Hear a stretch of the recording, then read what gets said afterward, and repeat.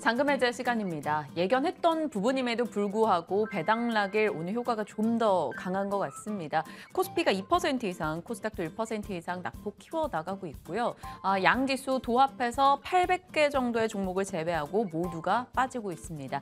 대형주의 낙폭도 거세게 나오는데 이 가운데 어떤 기회를 찾아볼 만한 내용이 있을까? 오늘 이분과 전략 챙겨볼게요. 레몬리서치 김민수 대표 모셨습니다. 어서 오세요. 안녕하십니까? 네, 안녕하십니까? 네. 지금 대형주 단위 배당락임을 감안하고 보더라도 상당합니다. 보시다시피 삼성전자, SK하이닉스 계속된 하락을 이어가고 있고요. 2차 전지 쪽에서도 LG에너지솔루션 4%, SK이노베이션, 삼성 SDI도 2% 이상의 하락입니다. 테슬라 11% 폭락의 영향을 2차 전지는 조금 더 크게 받고 있는 상황이죠. LNF는 6% 가까운 급락 진행이 되네요. 경기 침체 이슈도 부각되고 또 배당락 영향을 좀 많이 받는 금융주 쪽도 오늘 큰 폭의 하락이 나타나고 있습니다. 원전 쪽은 그래도 오늘 시장 대비 꽤나 강한데요. 두산 에너빌러티가 5% 가까운 상승 보여주면서 대표님 쪽에 있는 종목들 일부에서 유틸리티까지 해서 강한 흐름 나오는 것도 눈에 띄고 있습니다. 자, 지주사들이야 당연히 배당락 영향을 좀 더 받을 수밖에 없는 거고요. 대형주가 오늘 많이 밀리는 만큼 이 가운데서 좀 내년도를 생각해서 지금 담아서 포트에 좀 넣어간다면 좋을 만한 게 보이시는지 궁금합니다. 대표님 어떤 쪽 보고 계세요? 네, 결론적으로는 안 보이는데요. 안 보여요. 네, 일단 지금 오늘 같은 날은 그렇게 보셔야 될 것 같습니다. 일단 배당은 예상 배당 수준이 있고 그 이하로 더 밀리는지 안 밀리는지가 가장 중요하게 네. 봐야 될 부분이라고 하게 되면 그 이하는 미국 시장이나 아니면 글로벌 시장의 위험 자산을 바라보는 부담감들이 나타난다고 봐야 되겠죠. 그런 쪽으로 봤을 때 오늘은 하락하는 쪽보다 하락하는 건 대표적으로 그냥 보셔서 아시겠지만 배당 많이 줬던 금융주. 네. 그리고 또 2차 전지는 배당은 없습니다. 이쪽이. 배당은 없을 걸로 알고 있는데 큰 기대도 안 하죠. 네, 그런데 거기서 좀 테슬라발 여파가 밀려오는 모습들 이런 거 정도로 해석하는데 그래도 좀 견조하다가 내년까지 볼 대형주를 찾아라라고 하게 되면 개인적으로는 포스코홀딩스 같은 경우도 물론 이제 업황과 다르게 움직이는 측면과 거기다가 또 리튬 가치나 이런 것까지 감안했었을 때 내년에 중국이 리오프닝 됐었을 때 나올 수 있는 원자재 가격들의 동향까지 생각한다라고 하게 되면 오히려 철강과 관련된 쪽은 좀 낫지 않겠느냐라는 쪽에 확장세로 보는 변화로 봐야 될 것 같고요. 게다가 또 하나 내년에도 중요한 게 올해 에너지 섹터들 상당히 강했습니다. 네. 근데 그를 그대로 맞춰갈 수 있는 변화로 봤었을 때 에너지의 중요성들이 또 그걸 통해서 그동안에 한국전력에 대한 저평가들 이런 것들이 좀 만회되기 시작하게 되면 이것도 어느 정도 턴어라운드가 되기 시작하면서 저평가라고 보긴 힘들겠죠. 한국전력에 대한 변화 가능성을 생각하게 되면 가격을 올린다. 이런 쪽으로 봤었을 때 한국전력도 하나 카테고리 안에 넣으셔야 되지 않나 이런 쪽으로 보고요. 나머지는 아직 안개 속입니다. 네. 좋습니다. 말씀 주신 두 종목은 오늘도 시장 대비 선전 중입니다. 포스코홀딩스 그리고 한국전력은 오늘 시세 굉장히 좋게 나고 있는 상황이기 때문에 내년도까지 그래도 조금 기대해볼 종목으로 꼽아주셨고요. 다른 종목에 대해서는 아직까지는 조금 미지수다라는 판단으로 정리하겠습니다. 한 종목 더 볼게요. 캔코아 에어로스페이스. 이 종목이 오늘 상승권이었다가 지금은 하락 전환이 돼 있는 음봉그린 상황입니다. 1% 정도 밀리고 있어요. 최근의 시세는 나쁘지 않았어요. 요 한 1, 2주 사이만 본다면. 네. 그 캔코아 에어로스페이스가 드론 관련해서 안티드론 관련주로도 꼽히고 있고 위성 관련주로도 언급이 되다 보니 좀 관심을 두고 있는 분들이 꽤 있습니다. 대표님이시라면 대표님에게 고객이 돈을 맡겼어요. 캔코아 에어로스페이스를 사시겠어요? 안 받습니다. 네, 저는 그런 사람 아닙니다. 이렇게 얘기를 드리겠죠. 정말요? 네. 그거보다도 일단 좀 드론 관련된 관심이 높아지고 있는 건 사실이죠. 근데 이를 통해서 중요한 거는 이제 어제 주가 동향을 보게 되면 북한의 무인기 나타났다라고 해서 거기서 움직였다간 테마주 성격적으로 꺾였다가 다시 드론 부대를 창설한다는 얘기 때문에 주가가 올라간 경향들이 있었거든요. 네온테크, 베셀 이런 거죠. 그렇습니다. 근데 그쪽에서 핵심적으로 수혜를 볼 수 있는 쪽이 어디냐라고 하게 되면 솔직히 캔코아 에어로스페이스에 대한 위상과 거기서 나올 수 있는 분위기는 맞습니다. 맞는데 시장 분위기에 따라서 그대로 이를 모멘텀 삼아서 움직일 수 있겠느냐라는 쪽은 약간 좀 취약하긴 합니다. 근데 여전히 내년에도 보게 되면 이와 관련된 위성 인터넷이라든가 거기다가 또 우주항공 쪽에 대한 모멘텀 계속 살아나는 건 맞습니다만 지금 중소형단에 있는 코스닥 종목들의 변화들을 같이 생각했을 때 매수 타이밍은 조금씩 좀 뒤로 잡아가는 게 좋지 않나 라는 생각이 들고 있기 때문에 가장 중요한 거는 지난 2분기 때 나왔던 실적의 변화 이게 3분기 때는 약간 약했습니다. 그러면 그동안에 나왔던 수주 잔고를 통해서 변할 수 있는 여지는 상당히 많은 회사고요. 그랬을 때 실적이 찍힌다고 하게 되면 빠르게 저점에서 벗어나겠죠. 이 부분을 좀 체크를 하면서 기대감은 높은데 타이밍은 좀 조절하자. 이렇게 봐야 될 것 같습니다. 볼 수 있는 종목이고 째려보긴 하겠으나 지금은 아직까지 조금 부담스럽다. 좀 더 상황을 지켜보자라는 걸로 정리하겠습니다. 자, 시장 분위기 좀 살피면서 특징주들도 이야기 나눠봤고요. 잔금 해제로 곧장 가보죠. 첫 번째 종목 열어봅니다. 이녹스 첨단 소재 K디스플레이의 구원투수. 이 종목도 올해 정말 많이 빠진 종목 중에 하나입니다. 포인트 잡아보겠습니다. 소재 회사. 심플하게 잡아주셨어요. 이녹스 첨단 소재와 같은 디스플레이 쪽 종목들이 지금 꽤나 미약하게 올라오면서 이평선들을 살짝 뚫고 있는 상황이에요. 그러다 보니까 시장에서 역발상으로 정말 좋을 게 거의 없는 상황에서 이제 좀 바라보자라는 시각들도 나오더라고요. 네, 오늘 잔금 해제 가장 큰 특징은 내년을 바라보고 있다. 내년. 라는 쪽에서 올해 그래봐야 며칠 남았습니까? 네, 그렇다고 하더라도 내년을 바라보는 입장 쪽에서 지금 과연 저희가 무엇을 봐야 될 것일까? 네. 라는 쪽에 대해서 개인적으로는 반도체보다 OLED가 더 먼저 어떤 턴할 수 있는 환경이 마련됐지 않았을까라는 쪽에서 OLED 쪽에 관련주들 챙겨보고 있는 입장이고요. 그런 쪽에서 지금 이녹스 첨단 소재 같은 경우도 저희가 알고 있기는 OLED 소재 회사 매출의 절반 이상이 이쪽에서 나오고 있다는 쪽에서 보고 있고 거기다가 뭐 FPCB나 뭐 반도체 소재 이런 쪽으로도 연결이 돼 있는데 네. 근데 지금 가장 중요한 변화가 왜 지금 OLED를 봐야 될까라는 쪽에서 가장 큰 상황들은 OLED의 수요가 늘어납니다. 저희가 알고 있듯이 뭐 노트북이나 뭐 핸드폰 이런 쪽으로 바뀌는 거 외에도 플러스 알파가 더 늘어난다라고 했었을 때 자동차에도 많이 들어가잖아요, 이제.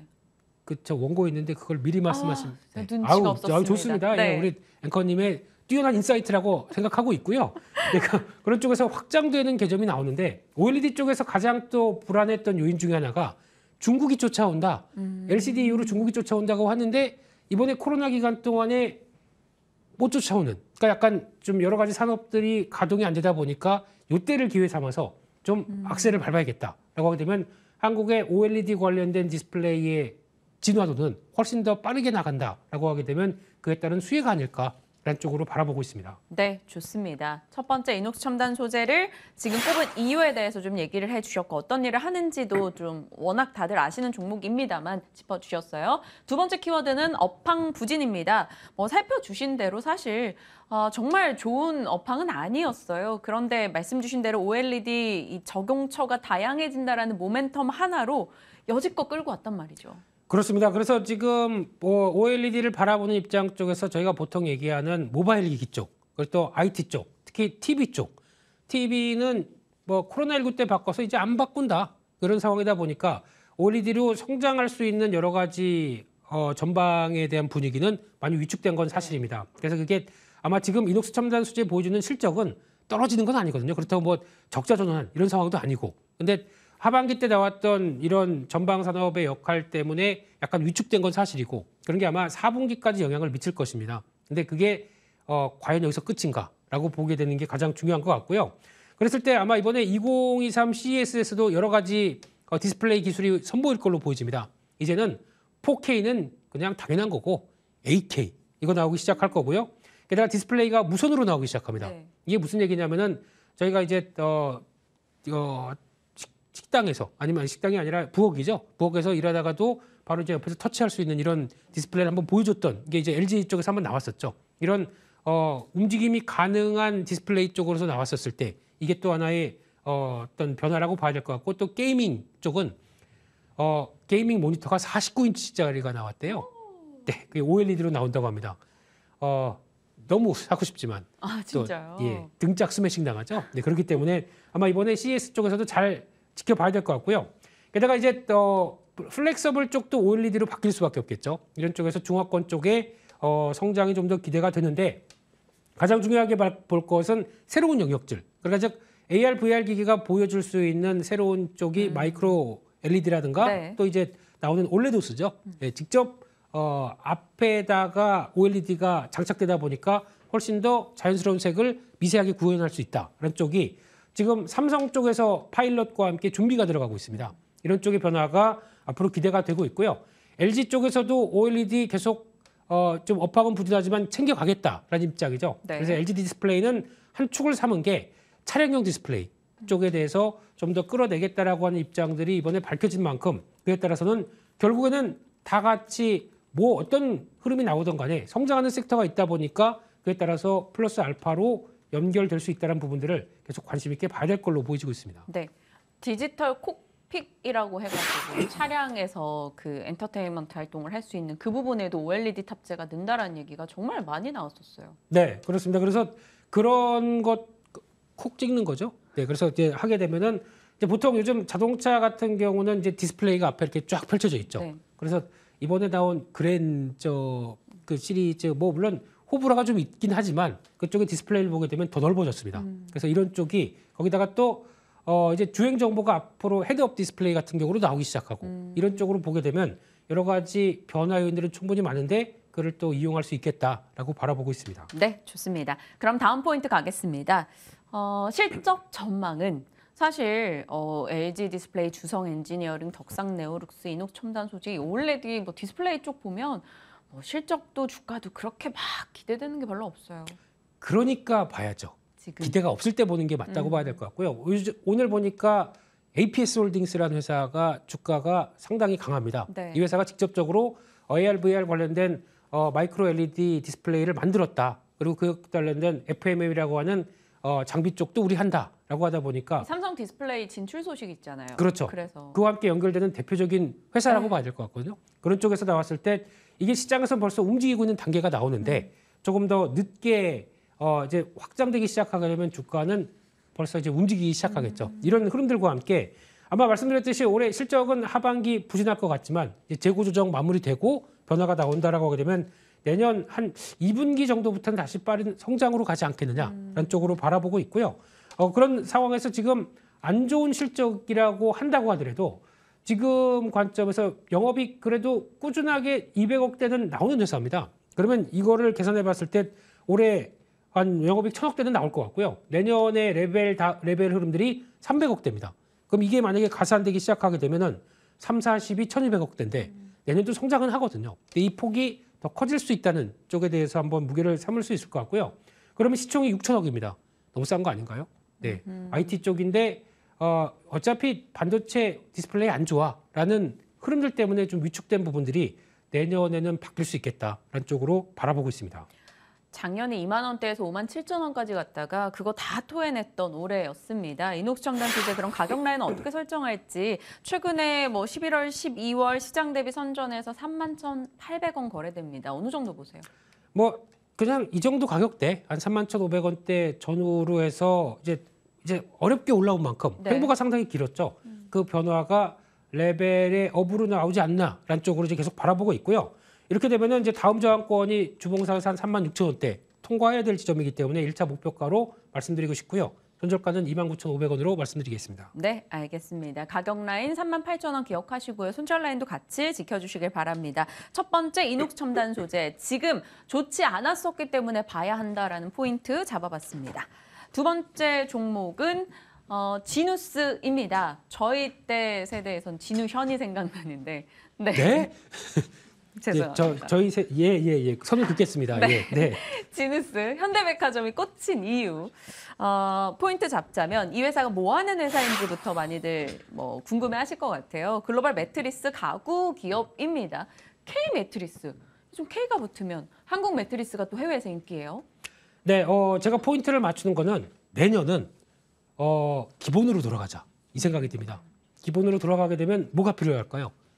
저희가 보통 그동안 2021 2020년도부터 쭉 나왔던 거는 미래 기술이나 어떤 첨단 산업에 대한 관심이 상당히 높았는데 그런 가운데 의식주 이쪽에 대한 관심이 서서히 다시 높아져야 될 상황이 아닐까 이런 쪽에서 그쪽에 하나 먹는 얘기든 좀 했었고요.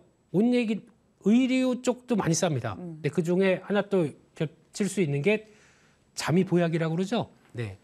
침대로 이런 날씨에는 가고 싶습니다. 쏙 들어가서 안 나오고 싶죠. 네. 그러면 일상생활에서 내가 가장 많이 차지하는 부분 중에 하나가 잠 쪽에 매트리스와 연결될 수 있는 부분들이고 요즘에 땅바닥에서 안 주무시죠? 거의 다 이제 침대에 주무시나 보니까 거기서 나올 수 있는 변화 이러한 좋은 거 쓰자라는 쪽인데 이런 쪽에서 매트리스 쪽이 한 50% 차지하고 있고 침대 어떤 침실 가구 이쪽이 나머지를 차지하다 보니까 거의 이쪽의 비중이 큰데 그런 쪽에서 지금 나오고 있는 중국, 인도네시아 생산 쪽이 좀 다변화되다 보니까 네. 좀 수직 계열화가 온라인 판매 그리고 또 어떤 생산 기지 이런 쪽으로 딱 구분화 돼서 온라인 판매되다 보니까 유통 비용들이 많이 떨어지겠죠. 이런 쪽을 중점적으로 하고 있다 이렇게 바라보고 있습니다.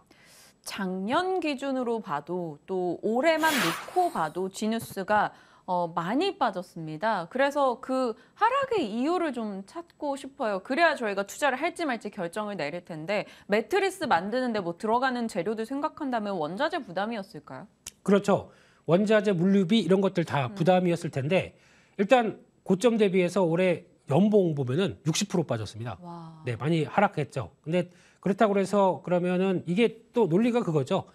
코로나19 기간 동안에 우리 매트리스나 바꿔보자. 그래서 거기서 많이 바꿨던 상황들이 이제 약간 좀 절벽이 나올 거 아니냐라고 한다고 하더라도 그것도 이제 조금 지나가기 시작하다 보니까 이쪽에 대한 또 거기다가 나왔던 물류비 많이 늘었었죠. 네. 원자재 가격들 늘었었죠. 이런 여러 가지 변화가 나오다 보니까 수익성이 안 나온다라는 부분들이 있는데 이게 드디어 이제 해소가 되기 시작을 하는 부분들이고요. 내구재 쪽이라고 하더라도 내구재가 완전히 절벽적으로 나오진 않는 상황이기 때문에 여기서 비용 관리가 되기 시작한다라고 하게 되면 위축됐던 것보다 실적들은 돌아가기 시작할 겁니다. 근데 주가는 많이 빠졌죠. 그런 차원에서 변화가 나올 수 있겠다라고 하게 되면 특히 SCFI라고 하는 컨테이너소 운임지수 지금 거의 고점에서 4,000에서 1,300까지 거의 많이 빠졌죠. 네. 그러면 비용 부담이 많이 완화가 될 겁니다. 그런 쪽과 원자재 가격들도 하향 안정화되는 쪽에 변화를 보게 되면 수익성은 좋아진다라는 쪽으로 바라봐야 될 것 같고요.